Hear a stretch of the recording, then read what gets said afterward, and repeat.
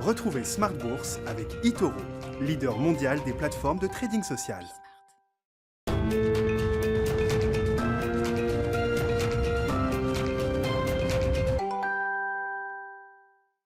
Et c'est reparti pour Smart Bourse, votre double dose quotidienne de marché en direct sur Bismart chaque jour à la mi-journée, 12h30, 13h. Et le soir, la grande édition, le grand digest de l'information économique, financière et boursière pendant une heure à partir de 18h30. Au sommaire ce soir, l'heure du rebond, notamment pour les marchés européens, avec une consolidation, une phase de consolidation qui s'est installée depuis environ 2 semaines. Le CAC 40 rebondit et gagne autour de 1% à la clôture ce soir. Vous aurez le résumé complet dans un instant avec Nicolas Pagnès depuis la salle de marché de Bourse Direct. Parmi les grandes nouvelles du jour qui étaient attendues, l'ajustement des prévisions du Fonds monétaire international avec des éléments assez intéressants. La récession mondiale de 2020 sera un peu moins forte que prévu. Le FMI arrive un peu après le marché, évidemment. Le price action sur le marché a déjà eu lieu, mais le FMI lui aussi confirme l'idée d'une récession un peu moins forte, moins 3,5% pour l'économie mondiale dans son ensemble l'an dernier, contre une baisse de plus de 4 points de PIB, 4,4% de PIB qui était projeté en octobre dernier. On notera que dans les perspectives de rebond, tous les États et toutes les zones ne sont pas livrés au même sort. Et c'est d'ailleurs un des points que note le Fonds monétaire international. La vigueur de la reprise va varier nettement selon les pays en fonction de l'efficacité des politiques sanitaires et des politiques de soutien monétaire et budgétaire. Ainsi, on voit des chiffres révisés à la hausse pour le rebond de l'économie américaine et à l'inverse, le rebond de l'économie de la zone euro est amputé d'1 point à plus 4,2% donc pour cette année. Voilà les derniers points faits par le Fonds monétaire international. La séquence de résultats se poursuit. On a eu les chiffres de LVMH publiés après la clôture ce soir avec une baisse organique du chiffre d'affaires de 3% au 4e trimestre pour l'ensemble des activités de LVMH. C'est à peu près en ligne avec le consensus. On aura ce soir après la clôture de Wall Street les résultats de Microsoft, un des grands baromètres mondial de la technologie bien sûr. On parlera de ces sujets avec nos invités de Planète Marché. Et puis dans le dernier quart d'heure de Smart Bourse, chaque soir, le quart d'heure thématique, marché à thème. Le thème ce soir, ce sera celui des marchés africains et on en parlera avec le spécialiste Wissem Barbouchi, président et fondateur d'Aube Africa Asset Management qui sera avec nous en visioconférence depuis le Maroc.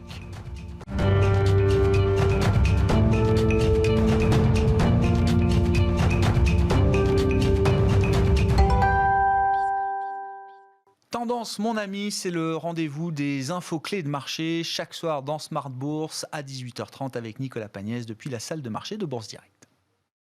Clôture dans le vert ce soir pour le CAC 40. L'indice parisien gagne 0,93% à 5 523 points.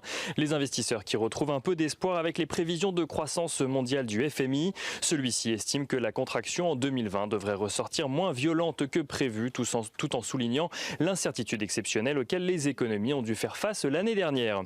Pour 2021, le FMI se veut également légèrement plus optimiste que lors de ses dernières prévisions qui remontent à octobre dernier, notant notamment l'arrivée des vaccins dans plusieurs pays, sans oublier pour autant les variants du virus et les différentes vagues de l'épidémie qui restent des risques importants. En termes de prévision, donc, le FMI estime que l'économie mondiale devrait se contracter de 3,5% en 2020. En 2021, l'institution est légèrement plus optimiste. Donc, lors de ses dernières prévisions, l'institution table sur une croissance de 5,5% contre 5,2% il y a 3 mois. Une estimation due notamment à des anticipations de croissance revues à la hausse pour les États-Unis ou encore la Chine. La prévision de croissance pour la zone euro recule, elle, d'1 point. Le FMI anticipe que l'économie européenne rebondisse de 4,2% à présent, revoyant à la baisse au passage ses prévisions de croissance pour la France ou encore l'Allemagne. Les investisseurs parisiens qui suivent également la situation italienne alors que Giuseppe Conte a démissionné de son poste de président du Conseil pour tenter de former un nouveau gouvernement. La situation aux États-Unis est également suivie en matière de plan de relance. Sur ce sujet, démocrates et républicains ont du mal à se mettre d'accord. Selon Chuck Schumer, le leader démocrate au Sénat, le plan de relance de 1 900 milliards de dollars voulu par Joe Biden ne devrait pas être voté avant la mi-mars. En cause, un soutien des sénateurs républicains difficile à obtenir. Selon Chuck Schumer, toujours ces derniers dernier pourrait changer d'avis au moment de la fin des aides aux chômeurs du plan de relance précédent qui doivent justement prendre fin à la mi-mars. En France, les investisseurs attendent également de savoir quelle sera la décision du gouvernement face à l'évolution des variants britanniques et sud-africains. Si l'idée d'un nouveau confinement est largement relayée, Agnès Pannier-Runacher, la ministre déléguée à l'industrie, a annoncé que le gouvernement tenait à prendre le temps de voir les effets du couvre-feu avant de prendre de nouvelles décisions, laissant entendre qu'il ne devrait pas y avoir de nouvelles annonces sur le sujet avant ce week-end. Du côté des valeurs, à présent, les investisseurs ont pu suivre plusieurs publications à Wall Street. Tout d'abord, on commence avec 3M qui fait état d'une progression de son bénéfice trimestriel grâce notamment à la solide demande pour ses produits de santé. Johnson & Johnson publie de son côté un chiffre d'affaires en croissance de 8,3% au 4e trimestre. Le laboratoire compte également communiquer très prochainement les résultats de l'étude clinique sur le vaccin qu'il développe contre le coronavirus. Et à Wall Street toujours, General Electric annonce avoir dégagé un flux de trésorerie supérieur aux attentes au 4e trimestre grâce à la reprise de sa division énergie. Les investisseurs sont en revanche déçus par Verizon qui a finalement attiré moins d'abonnés payants que prévu au 4e trimestre. À Paris, on notera que les bancaires sont recherchés alors qu'UBS annonce un bénéfice en progression de 137% au 4e trimestre 2020 à 1,71 milliard de dollars. Cela donne un bénéfice par action de 0,46 $ contre 0,26 anticipé. Et on notera également que Interparfums relève sa prévision de marge d'exploitation pour 2020 après avoir publié un chiffre d'affaires supérieur aux attentes au 4e trimestre. Et on finit avec l'agenda de la journée de demain. Demain, les investisseurs prendront connaissance de la décision de politique monétaire de la Fed, suivie du discours de Jérôme Powell. De nombreuses statistiques seront également au programme, même si les regards risquent d'être majoritairement tournés vers les publications de résultats de LVMH ce soir, ainsi que de Microsoft aux États-Unis ce soir. Puis demain aux États-Unis, les publications d'Apple, Facebook, Tesla, Boeing ou encore Mastercard. Nicolas Pagnès en fil rouge avec nous tout au long de la journée sur Bismart depuis la salle de marché de Bourse Direct.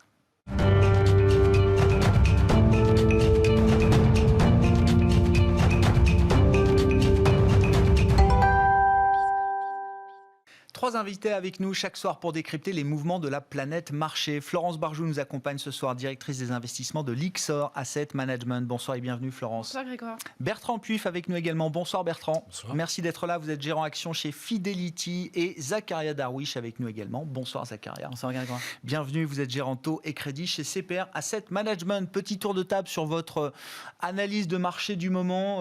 Florence, c'est vrai que la fin d'année s'est terminée par un sprint, un finish assez impressionnant sur les marchés actions notamment, beaucoup d'allégresse.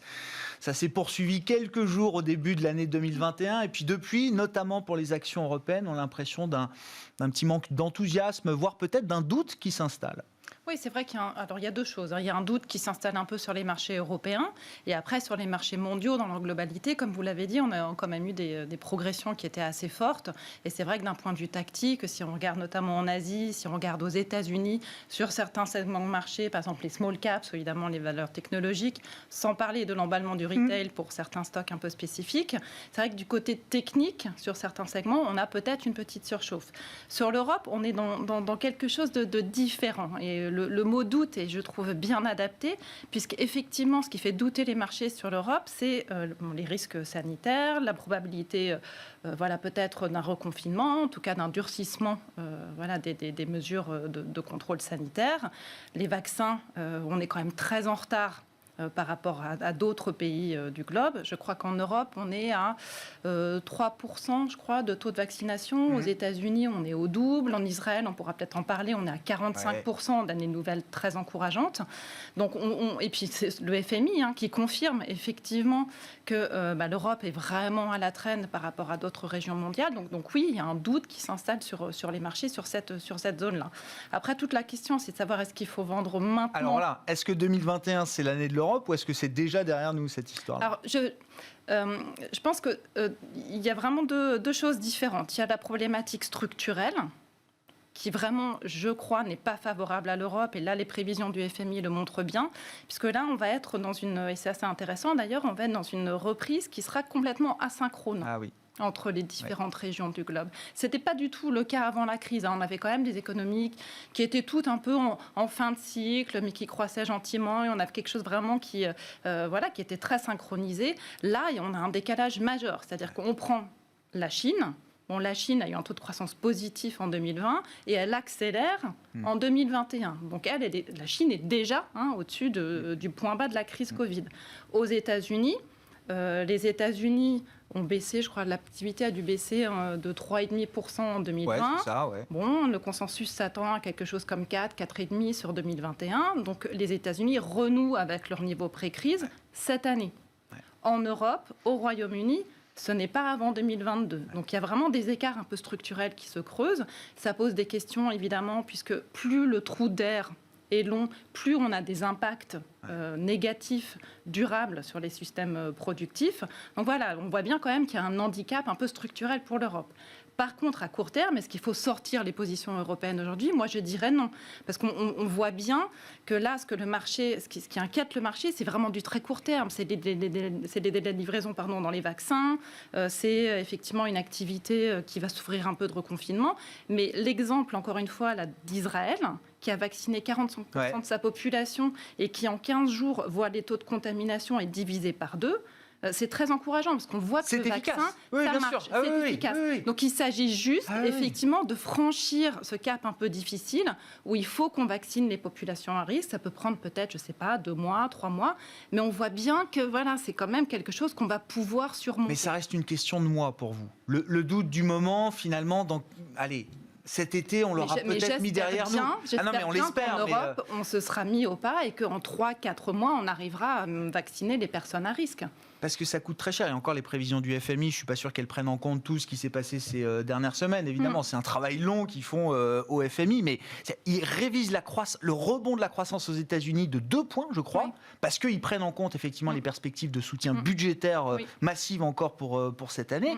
En revanche, la zone euro est une des rares zones dans le monde où on abaisse la perspective de croissance par rapport aux prévisions d'octobre. Un bon indicateur, les statistiques, vous savez, de déplacement et d'activité Google.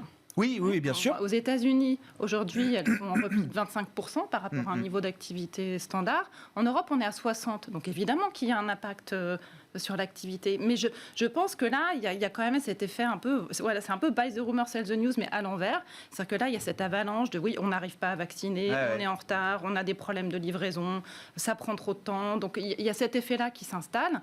Mais j'espère bien quand même qu'on va réussir à dépasser ce problème qui est en fait un problème de logistique. Bertrand, vos remarques, votre commentaire par rapport effectivement au point de Florence, est-ce que c'est juste un narratif entretenu avec beaucoup de politique dedans qui fait que le calendrier vaccinal en Europe semble un peu plus lent qu'ailleurs? Est-ce que c'est justifié? Pourquoi est-ce que les marchés européens se retrouvent à chaque fois les plus pénalisés par rapport aux autres? Il est vrai que le manque de visibilité sur les stratégies des différents États européens pèse inéluctablement. Le fait aussi de brandir constamment la menace des reconfinements, c'est quelque chose qui est compliqué à comprendre déjà pour nous, mais aussi pour les investisseurs internationaux. Donc ça n'aide pas et ça crée une décote, ça c'est sûr, un peu... Alors je ne pense pas que structurellement on va la garder, parce qu'on va s'en sortir, on espère, par le haut. Après, il y a des éléments aussi un peu plus techniques qui jouent en notre défaveur, c'est-à-dire qu'on a un retail aux US qui est extrêmement important, qui fait une partie extrêmement importante des volumes. Retail, je précise juste, c'est les investisseurs particuliers, pas la grande distribution. Mais notamment par Robinhood, cette fameuse plateforme avec des frais de transaction gratuits. Et on voit que quand on regarde un petit peu, et on parlait de surchauffe à juste titre, quand on prend l'indice des sociétés US qui perdent de l'argent, cet indice-là a fait 250% sur un an. Voilà. Le Nasdaq n'a fait que plus 50 sur un an. Et il y a des sociétés, heureusement, dans le Nasdaq qui gagnent quand même de l'argent. Donc c'est vrai qu'on est un petit peu... il y a GameStop, tout le monde a vu cette... Non, mais on en parlera. Mais c'est-à-dire qu'au final, vous êtes plus à l'aise avec le niveau de valorisation des marchés européens plutôt qu'avec ce qui se passe sur le marché américain. L'Europe était déjà value, elle est encore plus value en relatif aux États-Unis aujourd'hui. C'est vrai que je rejoins totalement le fait de dire que c'est pas du tout le moment de sortir du marché européen, même je dirais, j'irai au-delà, c'est le moment plutôt d'en faire. Comme on dit. Clairement, l'élastique, il est très très tendu, que ce soit vis-à-vis des marchés américains, mais aussi des marchés asiatiques, puisque regardez les performances du marché chinois, c'est assez spectaculaire. Il y a eu même un rebond spectaculaire du marché indien. Et nous, on est là à la traîne, avec les médias qui passent, pas tous évidemment, heureusement pas Bismarck, mais beaucoup de médias qui passent 80% de leur temps à parler de psychose, de peur, voilà. Et donc c'est vrai que ça qui crée parle un de l'actualité, environnement qui reste anxiogène. une actualité sanitaire pas forcément très enthousiasmante quand même. Quand même. Oui, non, Comme je l'ai dit, on en parlera tout à l'heure. Regardez le résultat de LVMH par exemple, ou d'autres sociétés. Il y a les sociétés qui ont déjà publié, ont publié en règle générale des résultats largement au-dessus des attentes. Et donc il y a vraiment un dynamisme. Il y a quelque chose qui se passe. Donc pourquoi se focaliser systématiquement sur les choses qui vont pas? Mais ça, c'est un mal français, donc c'est comme ça. On ne va pas faire le procès. Non, pas du tout. Du mal français. Non, mais ça veut dire quand même ce qui s'est passé depuis le 9 novembre, ce rattrapage, cette rotation value, l'Europe en a profité. C'est déjà derrière nous, c'est déjà effacé, ça s'est déjà estompé dans les mesures de valorisation. Value. Parce que si on regarde, par exemple, je prends un secteur un peu emblématique de la value, le banque et assurance, mais prenons l'assurance, parce que les banques, on va dire, c'est polémique, attention, bilan des banques, on ne sait pas. Et puis c'est vrai, le niveau des provisions, si on continue dans des reconfinements, on n'en sait rien. Prenons l'assurance. L'assurance aujourd'hui est un secteur qui traite 2 écarts types, ce qui est statistiquement assez peu probable, en dessous de sa moyenne à 10 ans. Avec une société comme AXA, qui a le plus bas multiple de son histoire à 7 fois. 7 fois les profits.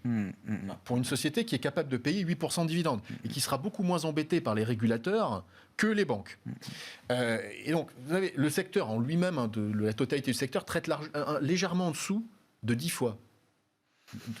Voilà. C'est quand même un vrai business récurrent, on en a besoin, très peu affecté par le Covid. Alors après, effectivement, il y a eu certaines provisions qui ont été prises au début parce qu'on a eu peur, effectivement, qu'il y ait beaucoup de morts, une vague de morts sans précédent. On nous parlait de 600 000 morts. Donc là, il y aurait eu un impact, clairement, très important. L'impact a été beaucoup plus faible. Et nous, on pense que les résultats qui vont être publiés des grandes sociétés d'assurance, comme AXA, comme d'autres, devraient être plutôt bien, logiquement, et plutôt être dans cette tendance qu'on vient de voir sur d'autres sociétés, d'autres secteurs, qui est plutôt de faire mieux, avec cette possibilité de payer du dividende. Donc c'est vrai et des secteurs comme ça, il y en a beaucoup. On peut parler de l'énergie aussi. Bon, l'énergie a cette contrainte ESG qui s'est greffée, mais qui reste là encore sur des niveaux extrêmement faibles, avec des acteurs de l'énergie qui sont essentiels dans la transition énergétique. On ne peut pas parler de transition énergétique sans Total en France. C'est le plus gros investisseur privé en énergie alternative. Donc, voilà. Et donc je pense que le marché est en train graduellement de s'en rendre compte. Les matières premières, c'est pareil. Donc plan énorme de relance via les énergies renouvelables. Comment on connecte au réseau donc les parcs éoliens, les parcs solaires, il faut du cuivre. C'est de l'infrastructure. Oui, bien sûr. Oui. Derrière, c'est de la matière première. Et cette matière première, on interdit c'est quasiment impossible d'ouvrir une nouvelle mine pour des critères environnementaux, etc. Donc derrière, ça met une tension sur les prix qui sont en train de monter. Sur des titres, des valeurs qui depuis 10 ans n'intéressent plus personne et qui sont depuis 2 ans vraiment au tapis du tapis. Et c'est normal que ça prenne du temps, parce que expliquer comme vous le faites, Bertrand, on se dit, tiens, mais pourquoi est-ce qu'il n'y a pas plus d'investisseurs qui s'intéressent à l'Europe? Ça prend du temps de changer ses habitudes d'investissement, de changer son comportement d'investissement. Alors, effectivement, on a tendance, dans un marché qui est un peu, même beaucoup moutonnier, momentum, comme on dit en termes techniques, à rester sur ce qui a marché. Surtout que c'est beaucoup plus facile de vendre une histoire sur de la tech. On parlera sans doute de Tesla et de ses 800 milliards d'aberrations. Mais c'est vrai que c'est plus facile de vendre une histoire Tesla que d'aller vendre une histoire AXA, comme je viens de vous en parler, alors que, moi, en tant qu'investisseur value, je préfère avoir beaucoup d'AXA et 0 Tesla. Voilà, donc c'est vrai qu'il y a cet aspect un peu moins sexy, entre guillemets. Il y a aussi un aspect un peu technique qui vient du fait que la value, aujourd'hui, représente très peu dans les indices. Et donc, si vous voulez, dès que vous commencez à avoir une grosse institution ou un gros hedge fund qui commence à se repondérer sur un segment ou certaines valeurs value, tout de suite vous partez à 10 ou 15 ou 20%. Et donc ça fait peur aussi aux gens qui sont conscients qu'ils ont besoin de faire un peu de rotation dans leur portefeuille, ne serait-ce que pour manager le risque. Et voilà, ils essaient de le faire, mais très lentement, parce que justement, ils ne veulent pas rentrer dans une spirale où ils vont faire exploser les cours, et puis voilà. Zacharia, vos commentaires. Bon, je reviens quand même à l'idée de départ, le petit doute qui s'installe dans le marché. Si on prend les taux qui sont votre domaine, je rappelle que vous êtes gérant taux et crédit chez CPR Asset Management. Oui, on voit les taux longs américains. Alors, tout le monde regarde les taux longs américains. Ça rebaisse un petit peu. Est-ce que ça veut dire que l'histoire cyclique que tout le monde achetait il y a quelques jours, quelques semaines encore, est-ce que cette histoire-là, elle est un peu plus fragile aujourd'hui ?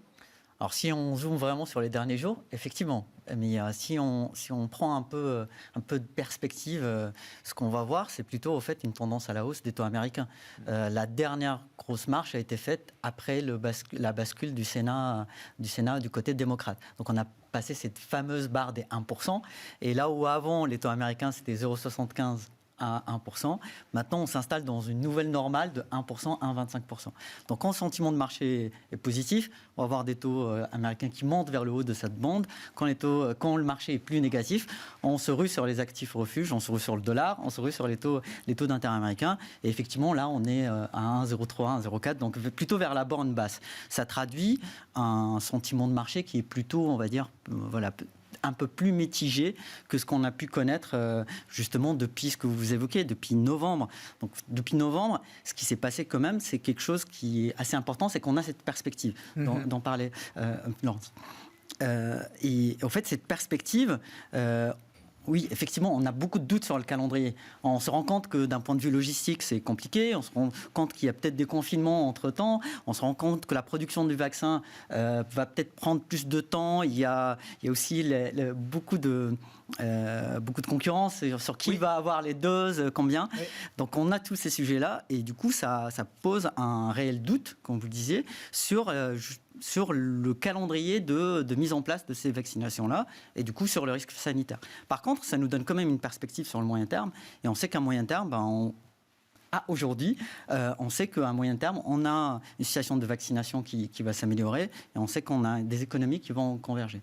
Donc, effectivement, si je me place d'un point de vue investisseur, aujourd'hui, si je regarde à moyen terme, je suis plutôt confiant justement de se placer sur les segments value, sur les segments qui sont les moins, qui ont le plus gros potentiel de normalisation par rapport justement à cette moyenne long terme ou cette situation normale.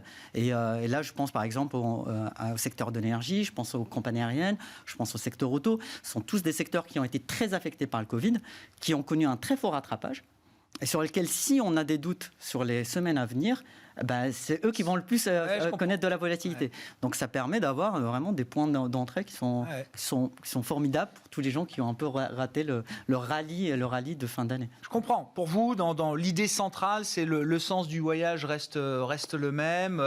Les vaccins, le calendrier, ça sera ce qu'il est, mais il y aura de toute façon des vaccins à la sortie. L'exemple d'Israël montre que c'est efficace.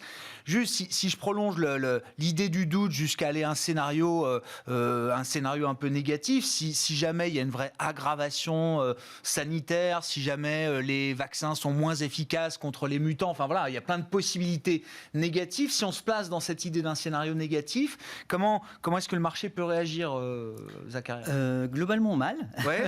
Non, mais déjà c'est une réponse. Non, mais si on remet en cause cette perspective, si on se dit finalement on n'a pas le bon vaccin, si le vaccin ne marche pas, là c'est rebolote. Ouais. Mais à deux facteurs près qui sont quand même assez importants. Politique monétaire, politique fiscale. Merci. Oui, et c'est ce qui a fait rebondir le marché en mars. On n'avait pas les vaccins en mars. Et pourtant, le marché a rebondi en mars 2020. C'est exactement ça. Ouais. Donc, on risque de connaître une période de volatilité. Mais on sait, par contre, que via les communications, via les actions surtout des banques centrales et des gouvernements, qu'ils sont dans cette optique de bridge the gap. Et combler ce fossé entre le aujourd'hui et cette perspective cible. Donc, si on a des doutes, que ce soit sur les problèmes logistiques, de déploiement du vaccin ou sur l'efficacité du vaccin, on peut s'attendre à plus de politique monétaire, de soutien et plus de politique fiscale. Et honnêtement, aujourd'hui, on ne regarde même pas à la dépense. Ouais. Les conditions de financement sont très faibles, sont hyper favorables. Si je suis une entreprise, la plupart des entreprises ont beaucoup anticipé leur échéance 2021 et 2022 en refinançant ces échéances-là sur des échéances plus longues, autour de 2027. Donc on commence à parler du nouveau mur de la dette autour de 2027, ce qui laisse de la respiration. L'année 2021, pour les entreprises, c'était, d'un point de vue crédit, c'était l'année où on s'attendait à des leverages, du désendettement. Si c'est l'année 2022, c'est pas si grave que ça. Des entreprises qui ont des liquidités pour vivre plusieurs années, ils n'ont pas de sujet de financement, ça ne pose pas de problème structurel. Et les taux de défaut vont baisser en 2021 par rapport à ce qu'on a connu en 2020 ? Oui, normalement, c'est la tendance. En tout cas, on voit une stabilisation en Europe et si on exclut le secteur de l'énergie, sur lequel je vais dire un mot, sur les États-Unis, on est plutôt à la baisse. Après, quand on se focalise sur le secteur de l'énergie aux US, il est très différent de celui qu'on a en Europe. En Europe, on a des grosses entreprises qui sont plutôt solides, avec un business model clair, une diversification géographique, qui sont embarquées dans la transition énergétique. Aux États-Unis, on a beaucoup de petites entreprises qui sont hautement surendettées, leveragées, et qui étaient vraiment très fragiles même avant la crise. Donc la crise de Covid n'a fait que balayer en fait ces entreprises zombies qui profitaient des conditions de financement très faibles. Et donc ça s'assainit. La preuve, c'est que par exemple sur les indices à yield américains, les indices synthétiques, on a connu une quinzaine de défauts jusqu'en novembre. On n'a plus de défauts là. Enfin depuis septembre, on n'a plus de défauts. Donc, alors, allez-y, Florence. C'est intéressant parce qu'en termes de structure de marché et en termes de la manière dont on positionne les portefeuilles, en fait, il y a deux manières de gérer. Soit on gère de manière très tactique et on essaye d'arbitrer un peu les mouvements de marché, soit on se dit on va avoir un positionnement un peu structurel de long terme. D'habitude, nous, on fait pas mal de gestion tactique. Et c'est vrai que cette année, probablement, ça ne sera pas la chose à faire. Je vais vous dire pourquoi. Parce qu'effectivement, il y a de l'incertitude. Donc, incertitude égale volatilité, égale mouvement sur les marchés. Stop and go. Stop and go. Mais on l'a très bien vu en 2019, on peut avoir des baisses suivies de hausses sur une période de temps très réduite. C'est-à-dire qu'on peut avoir des mouvements de marché importants sur quelques jours seulement. Et faire du market timing dans ce genre d'environnement, honnêtement, c'est destructeur de valeur.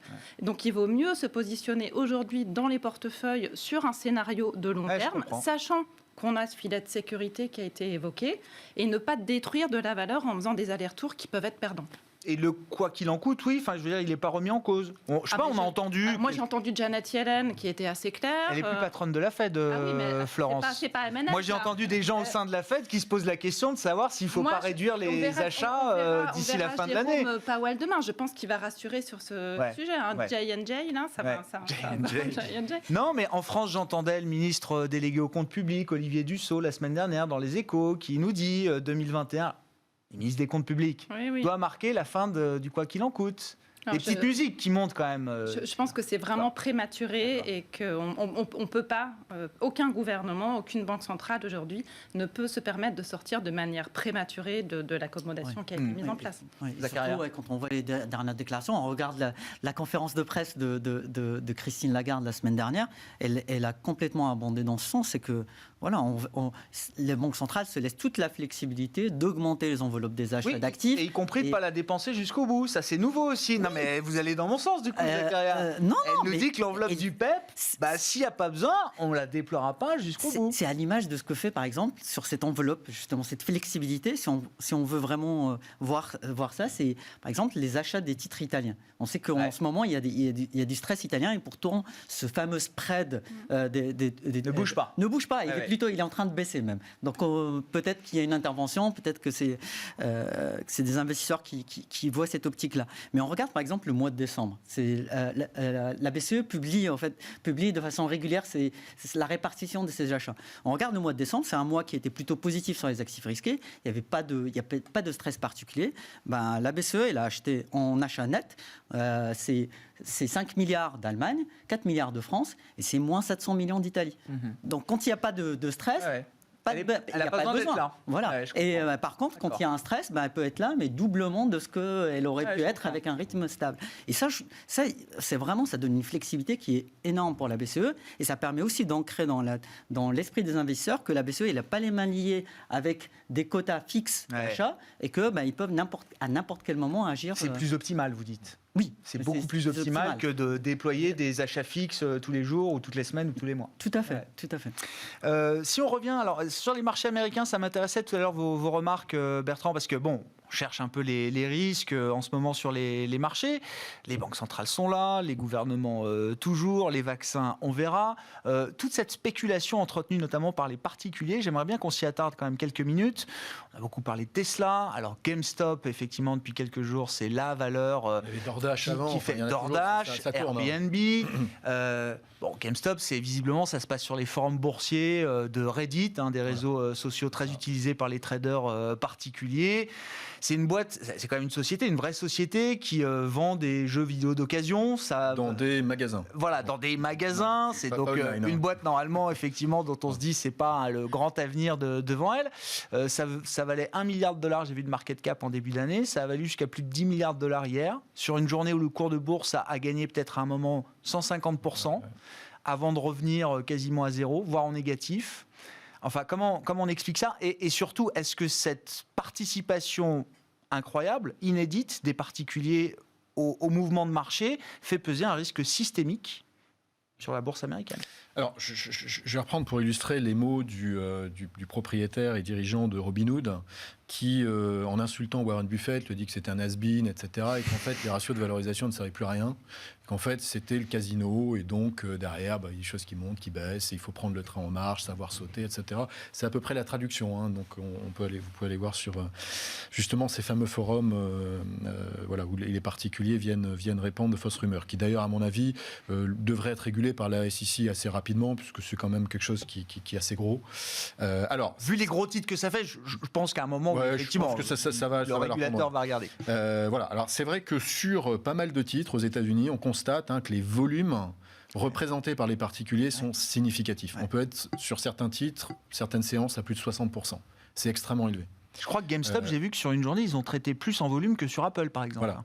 Voilà. Il y a une grande banque que je ne citerai pas, américaine, qui a fait en fait 2 indices. Un indice en fait des valeurs dites retail, c'est-à-dire celles qui sont aimées et achetées par les particuliers, dont GameStop fait partie, DoorDash, Airbnb, etc. Et les valeurs qui sont d'ailleurs en fait les valeurs qui sont shortées par les hedge funds.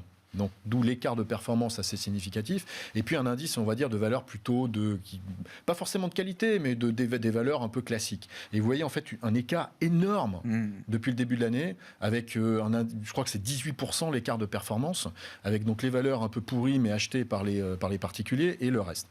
Les hedge funds, en fait, ça c'est un élément technique extrêmement important. Les hedge funds ont essayé de se positionner en début de l'année.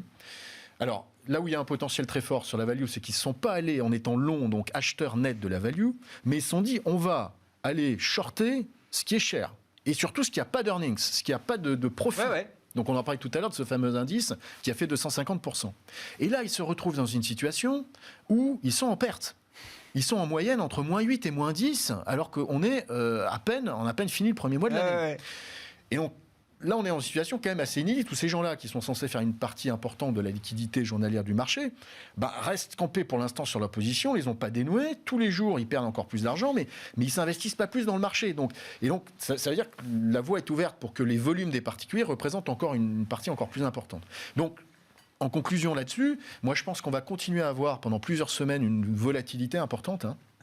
Et notamment, il y aura des titres qui seront poussés par tel ou tel pseudo-spécialiste qui sortira le titre de nulle part, dont évidemment, il en a mis personnellement pas mal, et puis donc derrière, il est très content que ça monte. Bon, clairement, ça, c'est des signaux de bulle. C'est évident. Enfin, on est dans une bulle. On le sait tous, on est dans une bulle. C'est pas la vie habituelle des marchés, vous dites. Non, c'est pas du tout la vie habituelle du marché. Je veux dire, normalement, il faut acheter ce qu'on dit, le bon sens, ce que Warren Buffett dit, qui représente pour moi le bon sens. C'est-à-dire que il faut acheter justement quand les particuliers vendent. Parce que quand les particuliers se détournent de la bourse, en règle générale, c'est au plus bas du plus bas. Quand les particuliers se mettent à acheter, passer leur journée à acheter, leurs économies, le chèque qu'ils reçoivent de l'administration US, l'investir sur ce qui fait peur aussi, parce que quand ça va, l'effet richesse, quand ça va s'effondrer, ça va être catastrophique. Mais voilà, on est vraiment dans la bulle. Je veux dire, quand on demande à un particulier américain s'il a conscience de la capitalisation boursière de Tesla, il ne le sait pas. Quand on lui dit 800 milliards, il dit « Ah oui, bon, ça le mérite ». Quand on lui dit « Renault, ça vaut 10 milliards », on ne connaît pas Renault. Oui. C'est pas grave. Mais BMW ou Mercedes, on est plutôt entre 30 et 50 milliards. Volkswagen, quand même plus gros constructeur mondial, on est à 70 milliards. Ah bon, c'est vrai. Il ne croit pas les chiffres. Donc il y a un moment donné où la déconnexion, elle est telle qu'on est en fait dans une espèce de nébuleuse. Et un jour, en fait, ça va s'effondrer. Voilà. Après, ça peut durer longtemps. Je veux dire, Greenspan lui-même, en décembre 96, était là en train de parler de son exubérance irrationnelle. Ça a duré 4 ans. Ça a duré 4 ans, et le marché a explosé pendant 4 ans. Donc voilà, mais je veux dire, clairement, aujourd'hui, on ne peut pas nier que sur certaines valeurs, notamment américaines, on est en situation de bulle.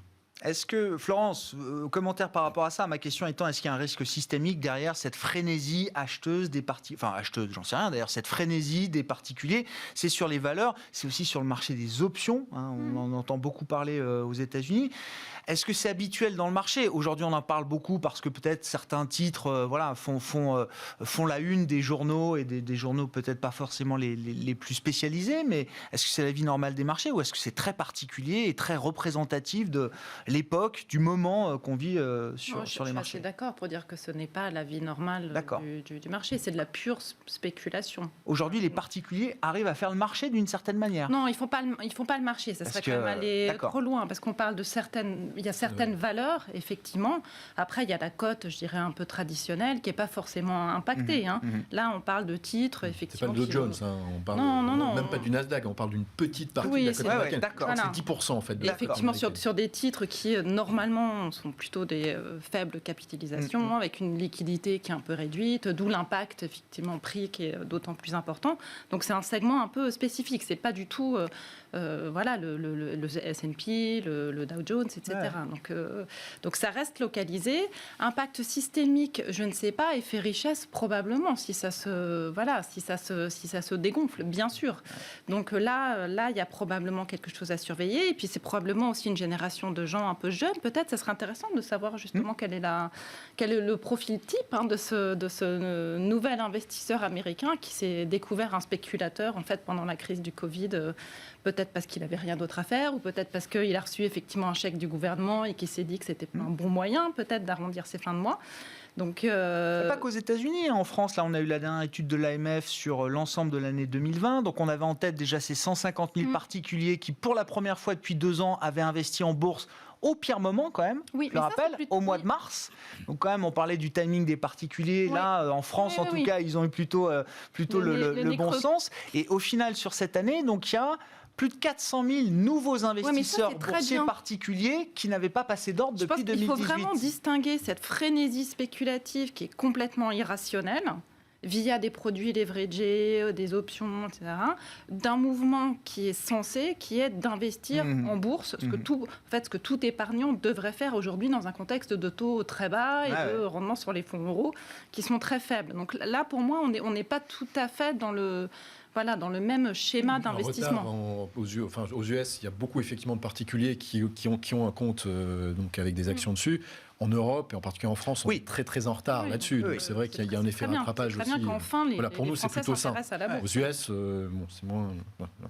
Comment vous regardez ces phénomènes, Zakaria? Je sais pas, l'idée d'une bulle sur les marchés, est-ce que ça peut être est-ce que le risque est dans les marchés aujourd'hui plus que du côté de la macro ou du côté des banques centrales? C'est vrai que sur beaucoup de segments de marché, en particulier le marché des taux et des crédits, les valorisations sont plutôt très tendues. C'est-à-dire que, à un moment donné, alors sur le marché de crédit, c'est encore plus marqué que sur le marché actions, c'est que il y a eu un engouement pour tous les émetteurs de bonne qualité, et puis tout le reste a été délaissé.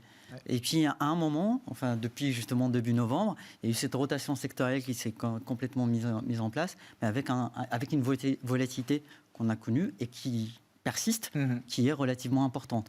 Donc, je ne parlerai pas de phénomène de bulle au global, parce que quand on regarde sur le marché des crédits les taux de probabilité qui sont implicites à ces primes de crédit, on est plutôt sur les moyennes de long terme. Mais par contre, au sein de chaque univers, de chaque classe d'actifs, on a vraiment des valorisations. On a des émetteurs qui sont plutôt value, qui sont délaissés par les investisseurs, sur lesquels il y a un fort potentiel de rattrapage.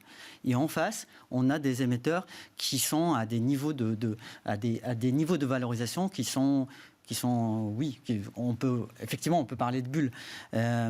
Mais là, en fait, là où sur les actions américaines, on a des investisseurs retail.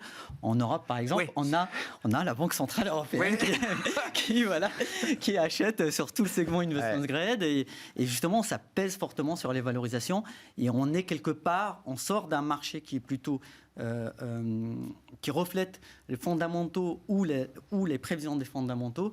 Et on est plutôt sur un marché en partie, en tout cas, administré. Bon. Alors, du coup, la question qui se pose, c'est explosion de la bulle. qu'est-ce qui ferait que la BCE sorte Du marché. Ouais. Eh bien, c'est que l'inflation. Et l'inflation, on ne la voit pas aujourd'hui. On la voit sur un horizon, justement, quand on atteindra cet horizon. On ne la voit pas. Je ne sais pas, le 3 février, on aura la première estimation d'inflation en zone euro. Visiblement, tous les spécialistes nous disent si, on va en voir un peu plus que ce qu'on avait l'habitude de voir quand même. On va voir un peu plus parce qu'il y a des éléments qui arrivent. Ouais. Par exemple, en Allemagne, il y avait eu une baisse transitoire de la TVA. Donc là, on va le revoir. Il y a le pétrole qui continue de monter. Donc on va le voir. Rien qui soit de nature à faire trembler les marchés ou les banques centrales. Si les banques centrales ont vraiment insisté, que ce soit aux États-Unis ou en zone euro, sur le fait que l'inflation doit arriver à l'objectif, que l'objectif est symétrique et que ce qui nous fait d'habitude peur en tant qu'investisseur, c'est que la Banque centrale soit derrière la courbe, soit en retard. Oui. Là, ils nous disent non, mais ne vous inquiétez pas, on va être derrière. C'est volontaire. On sera volontairement derrière la courbe. Et c'est ça qui fait que aujourd'hui, une chose qui pourrait nous dire cette bulle approche, ce sont les anticipations d'inflation. Aujourd'hui, ils sont à 1 en zone euro. L'objectif, c'est 2. Donc il y a encore de la marge. On n'est pas là. La question, justement, ça peut... Quand on a parlé tout à l'heure d'asynchronisation entre les cycles, la question se pose beaucoup plus aux États-Unis parce que les anticipations d'inflation, ils sont à 10 ans, ils sont à 2,15. Ouais. L'objectif, c'est bien 2. Ouais. Donc, on peut s'attendre à une augmentation temporaire, mais si l'inflation part...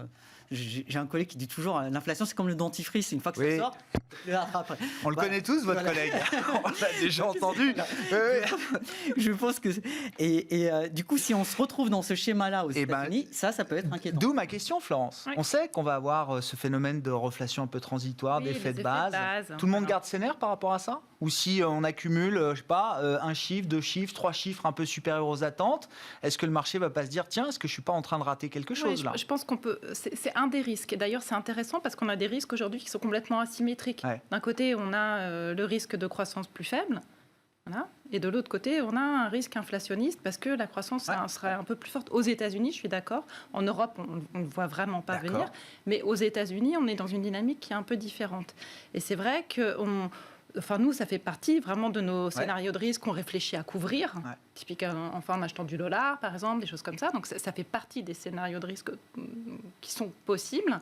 On pourrait éventuellement avoir, vous savez, comme en 2013, vous venez du crise de marché, c'est ça. Voilà. Ouais. Mais sauf que là, je pense que ce qui peut se passer, c'est que le marché dérape, c'est-à-dire que s'il y a un dérapage, ça sera un dérapage parce que le marché prend peur, mais qu'en revanche, la Fed, elle, sera vraiment droite dans ses bottes et nous dira non, ne vous inquiétez pas, j'ai aujourd'hui un objectif qui est potentiellement asymétrique, je peux effectivement être derrière la courbe et laisser l'inflation déraper, donc pour l'instant, je ne bougerai pas.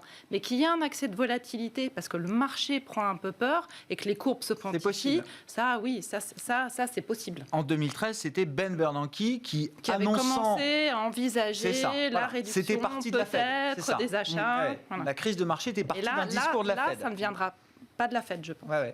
Bon, question de l'inflation, effectivement, encore une fois, tout le monde est capable de garder ses nerfs par rapport à ça. Parce que les taux réels ne remontent pas.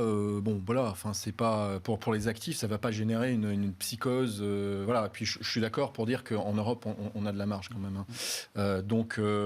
Mais encore une fois, moi je le vois plus sous le prisme positif dans la mesure où ça favorise la value, ce retour d'inflation, la reflation, c'est clair. Pour moi, c'est quelque chose qui pousse à accélérer cette rotation. En tout cas, à considérer que les gens qui aujourd'hui, les investisseurs qui ont énormément, donc une surexposition, on va dire, historique au segment croissance, à la rebalancer. C'est-à-dire que on ne s'attend pas à ce que tout le monde repasse net debt value 50%, etc. Voilà. Donc, mais clairement, pour contrebalancer un certain nombre de risques, avoir 10, 20%, 25% de son portefeuille dans la value, pour nous, ça fait du sens. Et on part de 0 ou de 5%. Je vous vois acquiescer, Florence. Oui. C'est l'idée stratégique. C'est exactement ce qu'on a fait dans nos portefeuilles. Mais est-ce que ça se fait aussi par étapes? Est-ce qu'il y a encore des étapes à franchir pour mettre peut-être encore un peu plus de cycle de value dans les portefeuilles? Ça se fait au fur et à mesure ou est-ce que le portefeuille est prêt là pour 2021? Nous, on a commencé à le faire effectivement en fin d'année dernière parce que justement, il y avait ces thématiques de rotation, il y avait cet effet ciseau entre des valeurs de croissance qui commençaient à être un peu chères. Donc, nous, on l'a fait dans nos portefeuilles, on a rééquilibré, on avait un biais qui était sous Pondéré Value, qui a plutôt bien marché l'année dernière. Et c'est vrai que là, on est plutôt sur en gros des positions qui sont beaucoup plus neutres. On n'envisage pas pour le moment d'en remettre encore davantage. On considère qu'on a fait le mouvement en fin d'année dernière et que là, on est plutôt bien positionné. Mais c'est vrai qu'il y a de la place dans le marché encore, pour que d'autres suivent le mouvement. Mais comme vous disiez aussi, c'était intéressant tout à l'heure, alors que vous êtes plutôt vous faites beaucoup de gestion tactique. Pour 2021, vous dites on veut plutôt suivre un cap et s'y tenir en essayant d'éviter peut-être de trop naviguer autour, quoi. Oui, je pense que c'est ça. Il faut vraiment avoir un scénario central. Nous, notre scénario central, c'est qu'effectivement, on s'en sort, la croissance redémarre, les résultats des entreprises vont revenir de manière plutôt forte. Je crois qu'on attend quand même... On parlait de valorisation, on parlait de multiples. Alors oui, évidemment, quand on regarde les multiples aujourd'hui, ils sont très élevés. Mais parce qu'on est en bas de cycle de profit. Parce qu'on est en bas de cycle et surtout, on va avoir des résultats qui vont faire du plus 25%. Donc, en fait, 2021, ça va être une année de compression des multiples. Je comprends. Donc oui, on reste vraiment sur ce scénario central. Il y a les arbitrages géographiques qui vont être très importants, je pense. Mais la gestion tactique de l'exposition, je pense que c'est pas la bonne année pour le faire. Si tout se passe bien, en fait, si les profits vraiment rebondissent comme on l'attend, le marché sera peut-être moins cher en fin d'année qu'en début d'année. Effectivement, c'est ce que veut dire la compression des multiples, c'est qu'on a un prix aujourd'hui pour un certain niveau de bénéfices, avec des bénéfices qui augmentent très fortement normalement l'année prochaine. On a un marché moins cher en fin d'année 2021. Bon, pour conclure, Zakaria, je voulais juste qu'on redise un mot de la Fed. Effectivement, on a parlé des banques centrales, mais c'est en ce moment la réunion, demain le discours. Est-ce qu'il y a un point clé ou un message clé que Jérôme Powell doit faire passer demain, selon vous ? C'est le message dont on a parlé tout à l'heure, c'est que la Fed, reconfirmer que la Fed a un objectif symétrique d'inflation et que la Fed favoriserait vraiment la Fed a un double mandat d'inflation et de croissance, qu'elle favorise et qu'elle continue de favoriser la croissance en dépit d'une inflation qui est transitoirement au-dessus des 2%. Mais ça, elle l'a déjà dit. On sait jusqu'où, ils ont quantifié un peu ça. On sait jusqu'à quel niveau d'inflation ils sont prêts à laisser déraper la situation. Pendant combien de temps ? Est-ce que c'est une inflation à 3, 4, 5% pendant un mois, 2 mois, 3 mois, 6 mois, 1 an ? Ma conviction, c'est que justement... Est-ce qu'ils le savent eux-mêmes ? Le jeu, c'est ça, c'est de se laisser le maximum de flexibilité. Pas donner ses objectifs, alors. Non, c'est de communiquer les facteurs que la Fed regarde. Et là, pour le coup, ils sont relativement transparents là-dessus. Et on sait que maintenant, ce qu'il faut observer, c'est l'inflation sous-jacente. Certains segments de marché, tels que l'immobilier, qui comptent beaucoup aux États-Unis, et puis voir comment la dynamique se développe. Et en fait, un sujet qui existe beaucoup aux États-Unis, qui est beaucoup moins malheureusement en Europe, c'est que la relance fiscale est extrêmement importante. Donc, et là, le sujet, ça change un petit peu la fonction de réaction de la Fed. Enfin, mais également en fonction de la politique fiscale. Donc, s'il y a une politique fiscale de relance, c'est-à-dire que la Fed a besoin d'en faire moins, mais elle a quand même besoin de maintenir des taux de financement de cette politique fiscale qui soient relativement faibles. Et c'est ça qu'on attend que Jérôme Powell nous le confirme demain. Merci à vous trois. Merci d'avoir été les invités de Planète Marché ce soir. Zakaria Darwish, gérant taux et crédit chez CPR Asset Management. Florence Barjou, directrice des investissements de Lyxor Asset Management. Et Bertrand Puif, gérant action chez Fidelity, était avec nous ce soir dans Smart Bourse sur Bismart.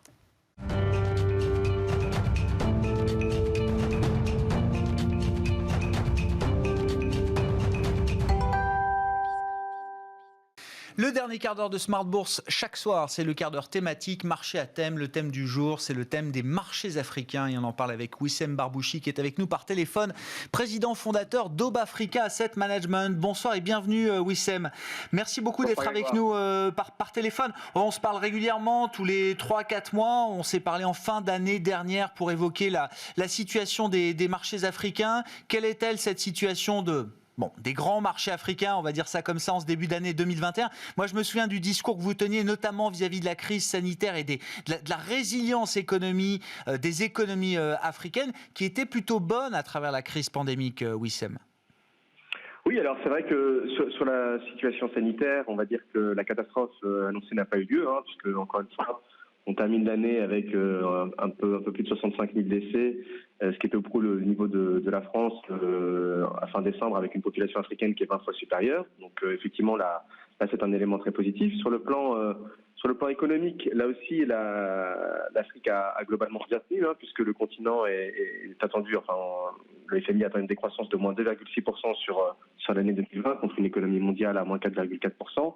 Et puis surtout, on a des économies en croissance comme l'Égypte à 3,5% ou la Côte d'Ivoire à plus 1,8%.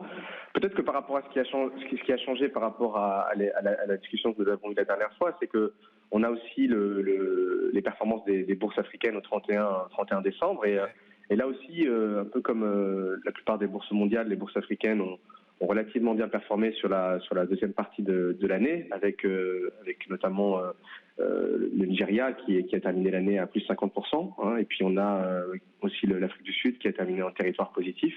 Donc disons que de manière générale, l'année 2020 c'est bien achevé.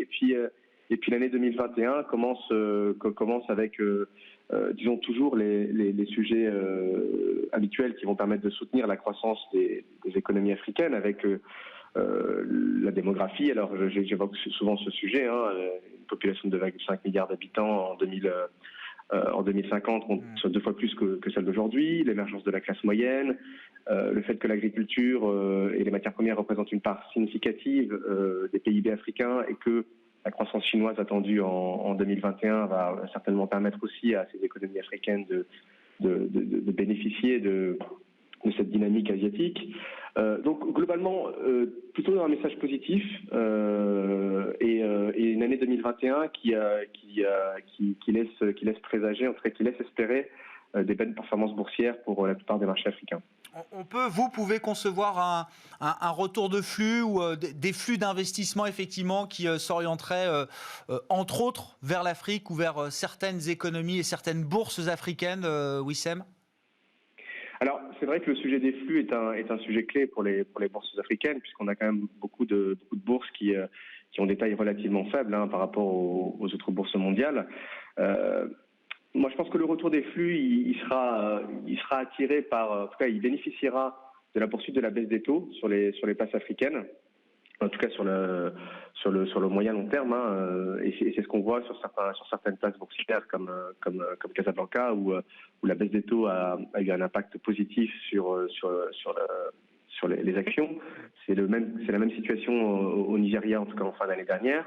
Et puis je pense que sur les flux étrangers, ça reste, de mon point de vue, les faibles niveaux de valorisation qui ont vocation à susciter de l'intérêt, puisque on a quand même encore beaucoup de marchés en Afrique où les niveaux de price earning ratio sont inférieurs à 10. Je pense au Ghana, au Kenya, à la BRVM, à l'Égypte. Tous ces marchés-là affichent aujourd'hui des niveaux de valorisation qui sont historiquement faibles et qui surtout ne reflètent pas forcément la réalité économique, ou en tout cas les performances opérationnelles des entreprises africaines qui sont cotées en bourse. Bon, parlons peut-être valeurs. Wissem, c'est vrai que c'est votre métier, sélectionner les valeurs qui ont le plus de potentiel sur ces marchés africains pour le compte de vos clients chez Obafrica M. Je sais pas, est-ce qu'il y a une ou deux histoires emblématiques là qui vous intéressent particulièrement aujourd'hui, qui sont aussi peut-être d'ailleurs le reflet des tendances qu'on peut avoir en tête pour les économies africaines, Wissem ? Alors oui, il y a plusieurs valeurs dont je peux vous parler. Je pense que la dynamique générale, c'est que, disons que l'année 2020 a été une année où c'est plutôt les entreprises défensives qui ont relativement bien tenu. Je pense au secteur de la santé, au secteur de tout ce qui est en rapport avec le digital, parce qu'il y a quelques entreprises africaines qui sont dans le secteur de la monétique notamment, ou en tout cas qui évoluent dans des secteurs relativement défensifs. Je pense que l'année 2021, ce sera une année où le cycle va probablement être un peu plus sous le feu des projecteurs. Alors, on est dans des bourses africaines où le sujet value-croissance n'est peut-être pas aussi visible que sur les économies matures, parce qu'on a quand même la majorité des entreprises africaines qui ont des taux de croissance relativement intéressants. Donc, on est plutôt dans un univers où la croissance domine, mais même dans cet univers, on a des entreprises dans des secteurs qui ont relativement bien souffert en 2020 et qui doivent, selon moi, rebondir en 2021. Ces secteurs, ce sont les secteurs de l'infrastructure. Je pense par exemple à une société qui s'appelle Jet Contractors, qui est un conglomérat marocain qui opère autour des métiers du bâtiment. Et c'est vrai que c'est un acteur qui historiquement a eu des taux de croissance à 2 chiffres et qui a su transformer son modèle d'un simple spécialiste de la façade et de la charpente à un acteur de tout corps d'État. Donc c'est vrai que c'est le genre de société qu'on aime beaucoup, d'autant que le niveau de valorisation est particulièrement attractif, puisque les titres 2021 sont à 10 fois les résultats et 0,7 fois les fonds propres. Au-delà du secteur des infrastructures, nous, on aime bien le secteur de l'hôtellerie pour l'année 2021, parce qu'on pense aussi que la normalisation de la situation, la réouverture des frontières, la vaccination progressive des populations va permettre de nouveau aux gens de voyager. Et donc, en Afrique, on a beaucoup de sociétés qui sont cotées et qui sont dans le secteur de l'hôtellerie. Alors, ça peut être l'île Maurice, l'Afrique du Sud, le Kenya. Et en Afrique du Sud, il y a une société qu'on apprécie beaucoup qui s'appelle City Lodge, par exemple, qui est un petit groupe sud-africain qui fait 140-150 millions de dollars de capitalisation boursière, qui gère 62 hôtels détenus en propre et qui a beaucoup souffert sur le deuxième trimestre puisque la quasi-totalité des hôtels ont été fermés. Mais ils en ont profité pour réduire les coûts, pour couper les investissements, pour faire appel à leurs actionnaires qui ont tous participé à l'opération d'augmentation de capital, et les salariés aussi, qui détiennent 14% de la société.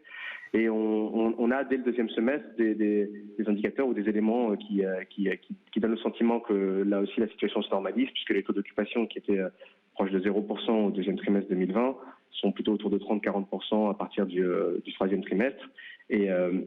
Et on espère en tout cas que sur la deuxième partie de l'année 2022, on retrouve vraiment une situation où les taux d'occupation retourneront sur un niveau de 70-75% comme c'était par le passé. Et là aussi, niveau de valorisation relativement intéressant, 2 fois le chiffre d'affaires, 20% de free cash flow yield. Donc voilà, une société bien gérée, une valorisation intéressante, une belle valeur d'actifs. Voilà. Et qui attend, alors attendez, je reprends, City Lodge Hotel, là, c'est le groupe hôtelier dont vous nous parlez, Wissem, Oui. Ils attendent un retour quoi? De la clientèle touristique ou plutôt de la clientèle business? Alors, historiquement, c'est une entreprise qui est majoritairement exposée à la clientèle business. Ça représente environ 80% du mix. Et c'est aussi un play sur le redémarrage de l'économie sud-africaine. Hein. Donc, Bien sûr. Avec la baisse des cas espérée en Afrique du Sud et le retour à la croissance, les gens vont de nouveau voyager pour le business, mais ils ont aussi une petite part de clientèle touristique. Et encore une fois, l'ouverture des frontières sera un élément très positif pour eux. Bon, donc, allez-y pour conclure, Wissem, il nous reste 1 minute. Oui. Non, mais pour conclure, je pense que en fait, le message, c'est que le territoire africain, ça reste un territoire qui, sur le plan de l'investissement, reste un territoire intéressant. Alors, peut-être incontournable pour certains, mais en tout cas, j'espère qu'à terme, il suscitera de l'intérêt pour les acteurs internationaux surtout. Les niveaux de valorisation sont particulièrement attractifs. Et là aussi, au regard des autres niveaux de valorisation à l'étranger, et surtout, ces niveaux de valorisation ne reflètent pas les performances opérationnelles des entreprises africaines. Et je pense, enfin, que là aussi, j'en ai parlé, je pense, lors d'un passage il y a quelques mois, mais on a encore des marchés boursiers africains où le ratio capitalisation boursière sur PIB est inférieur à 10%, alors qu'on est dans des niveaux proches de 100% dans des marchés matures. Et là aussi, je pense qu'à terme, ces niveaux ont vocation à tendre vers les niveaux des économies matures et dépasser à minima les 50%. Merci beaucoup Wissem, merci d'être avec nous régulièrement sur Bismart, dans Smart Bourse pour évoquer ces marchés africains. Wissem Barbouchi, le président et fondateur d'Aube Africa Asset Management, avec nous ce soir. Ainsi se termine Smart Bourse pour aujourd'hui, on se retrouve demain en direct à 12h30 sur Bismart.